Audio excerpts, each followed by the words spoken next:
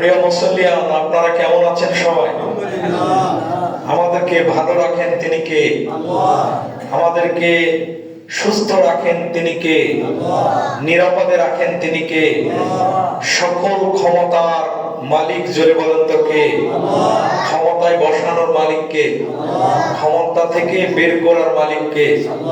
ওই আল্লাহ সুবহানাহু ওয়া তাআলার দরবারে শুকরিয়া আদায় করছি। আমরা সকলে বলছি আলহামদুলিল্লাহ। কোরআন হলো আমাদের সংবিধান। ঠিক, এই কোরআন এসেছে জীবন্ত মানুষের জন্য। যারা দুনিয়াতে বেঁচে আছেন, জীবন্ত আর মানুষের আছে, সেই মানুষের জন্য কোরআন এসেছে। মৃত ব্যক্তির জন্য কোরআন নয়। কোন ব্যক্তি যদি মারা যায় আর ওই ব্যক্তি যদি জীবদ্দশায় বেঁচে থাকা অবস্থায় কোরআনের বিপক্ষে থাকে আর গোটা রাজশাহী অঞ্চলের সমস্ত হাফেজ আলেম ওলামা দিয়ে যদি কবরে জিয়ারত করা হয়, কোনো লাভ হবে না। জীবন্ত মানুষের জন্য কোরআন। আর যে মানুষ দুনিয়ার জিন্দেগিতে কোরআনের সাথে ছিল, আল্লাহ সুবহানাহু ওয়া তাআলার নিয়ামতের সাথে ছিল, এই ব্যক্তিটা যদি মারা যায়, ইন্তেকাল করে, কেউ দোয়া করুক আর না করুক, কোরআনের সাথে থাকলে লাভ আছে না নাই? কোরআনের সাথে ছিলেন হযরতে আবু বকর রাদিয়াল্লাহু তাআলা আনহু। বিশ্ব নবীর সাথে হিজরত করলেন, নবীজির সাথে হিজরতের আগে ইসলাম কবুল করলেন, সারাটা জীবন কোরআনের সাথে ছিলেন। আল্লাহ সুবহানাহু ওয়া তাআলার হাবিব বললেন, কোরআনের সাথে থাকার কারণে तमाम পৃথিবীর মানুষের ঈমান যদি একদিকে করা হয় আর আবু বকরের ঈমান যদি একদিকে করা হয়, আবু বকরের ঈমানটাই ভারী হয়ে যায়। মূল কারণ হলো আবু বকর রাদিয়াল্লাহু তাআলা আনহু কোরআনের সাথে ছিল, নবীর সাথে ছিল, ঠিক কি না? প্রিয় ভাইরা আমার, বেলাল রাদিয়াল্লাহু তাআলা আনহু বাড়ি কোথায়? হাজার হাজার কিলোমিটার দূরে, কিন্তু কোরআনের সাথে থাকার কারণে তার মর্যাদা বাড়ায় দিলেন। জোরে বলেন তো কে? আজরাইল মালাকুল মউত যখন আমাদের কাছে চলে আসবে, তখন আমাদের অনন্তকালের সফরে যাত্রা শুরু হবে। এই দুনিয়ার ক্ষণস্থায়ী যাত্রাটা শেষ হয়ে অনন্তকালের যাত্রাটা আমাদের যখন শুরু হয়ে যাবে, প্রাণের ভাইরা আমার, সেদিন আমাদের কবরে যখন আমাদেরকে নেওয়া হবে, কবরে সর্বপ্রথম জিজ্ঞাসা করা হবে, মার রব্বুকা, মানে তোমার রব কে? জোরে বলেন তো, আমাদের রবের নাম কি? সবাই জানি তো ইনশাআল্লাহ। কিন্তু সেই দিন জানা থাকলেও যারা এই দুনিয়ার জিন্দেগিতে রবের সাথে, রবের কাজের সাথে সম্পৃক্ত ছিলাম না, জড়িত ছিলাম না, তারা কিন্তু জবাব দিতে পারবো না। যদিও জানবো, কিন্তু জবাব দিতে পারবো। রব শব্দের অর্থ হলো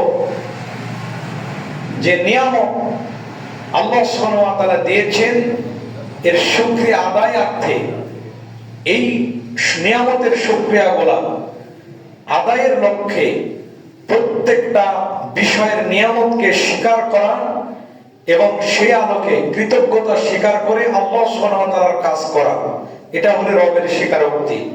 যেমন রিজিকের মালিক, জোরে বলেন তো কে?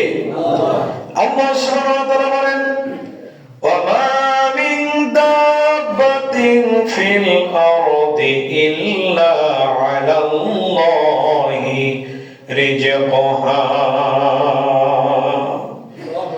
তাম পৃথিবীর এমন কোন বিচরণশীল নাই যে আমি আল্লাহ সুবহানাহু ওয়া তাআলা তার রিজকের দায়িত্ব নিজ হাতে উঠায় নি নাই। সুবহানাল্লাহ। এই পাখিরা চলে যায় বাসায়, বাসা থেকে কোনো চাল ডাল কোনো খাবার জমা করে যায় না, শুধু খালি মুখে পাখিরা চলে যায়। সন্ধ্যার আগে আগে টোটাল পেট ভরপুর করে আবার বাসায় ফিরে এই সারাদিন তার রিজিকের দায়িত্ব, জোরে বলেন তো কার? প্রত্যেকটা জীব মানুষের রিজিকের দায়িত্ব একটু জোরে বলেন কার? আল্লাহ। আল্লাহ হলো আমাদের রিজিকের দায়িত্ব। কাজেই একটা কথা মনে রাখবেন প্রাণের ভাইরা, একটা রিজিক, সামান্য এক সরিষার বিন্দু পরিমাণ রিজিক বাকি থাকা পর্যন্ত মালাকুল মউত আমাদের কাছে আসবে না। সুবহানাল্লাহ বলতে পারেন না? একটা সরিষার দানা পর্যন্ত রিজিক। তার মানে বোঝা গেল আমি আর আপনি যেটা আমাদের কপালে, যেটা আমাদের নসিবে আল্লাহ সুবহানাহু ওয়া তাআলা নির্ধারণ করে রেখেছেন, সেটা শেষ না হওয়া পর্যন্ত আমাদের মৃত্যু হবে না। এজন্যই প্রত্যেকটা মানুষের উচিত হলো বৈধ পন্থা ইনকাম করা। কারণ আল্লাহ সুবহানাহু ওয়া তাআলা যদি আপনাকে দেন, তাহলে বৈধ পন্থা হোক, হয়তো এখন আসতেছে না, কিন্তু কোন না কোন একদিন আপনাকে ভরপুর করে দেওয়ার ক্ষমতা রাখে তিনি কে? আল্লাহ। এই বিশ্বাসটা রাখতে হবে প্রাণের ভাইরা আমার। প্রিয় বন্ধুগণ আমার, আলোচনা করেছিলাম নিয়ামতের কথা। কিয়ামতের দিন মুসিবতের সময় হওয়ার আগে যখন কবরে আমরা চলে যাব, প্রথম জবাব দেওয়া হবে, প্রথম সওয়াল, প্রথম প্রশ্ন হলো মার রাব্বুকা, তোমাদের রব কে? জোরে বলেন তো আমাদের রব কে? আল্লাহ। আল্লাহ সুবহানাহু ওয়া তাআলা বলছেন, দুনিয়ার মানুষ, আমি যে রব, আমি রব হওয়ার কারণে তোমাকে কতগুলো নিয়ামত দিয়েছি, তুমি আস্তে আস্তে একটু বিচার বিবেচনা দিয়ে বিচার করো। আল্লাহ সুবহানাহু ওয়া তাআলা যে নিয়ামত গুলো দিয়েছেন, এই নিয়ামতের শুকরিয়া আদায়ের লক্ষ্যে আমাদের প্রত্যেক দিন যে আল্লাহর দায়িত্ব হলো 5 ওয়াক্ত নামাজ পড়া। এই 5 ওয়াক্ত নামাজ আমরা দেখেছি রমজান মাসে একটু ভিড় হয় বেশি, গরমের দিনে ভিড় হয় বেশি, কাতার ভর্তি হয়ে যায়, কিন্তু শীতের দিনে আমরা এটাকে উপেক্ষা করি, সালাত আদায় করতে চাই না, অনেকে বাড়িতেই সালাত পড়ি। এরকম পাবলিক আছে না নাই? এরকম আল্লাহ সুবহানাহু ওয়া তাআলা বলছেন, ওয়ালাউ আন্না লিকুল্লি নাফসিন যালামাত মা ফিল আরদি লাফতাদাত বিহি। আল্লাহু আকবার। কি আয়াত! আল্লাহ সুবহানাহু ওয়া তাআলা বলছেন, ওয়ালাউ আন্না লিকুল্লি নাফস যালামা, যে ব্যক্তি নফসের উপর জুলুম করেছে, আযান হয়েছে, মসজিদ চিনে না, এরকম মুসলমান আছে না নাই? রমজান মাস রোজা রাখে না, আল্লাহর দ্বীনের পথে চলে না,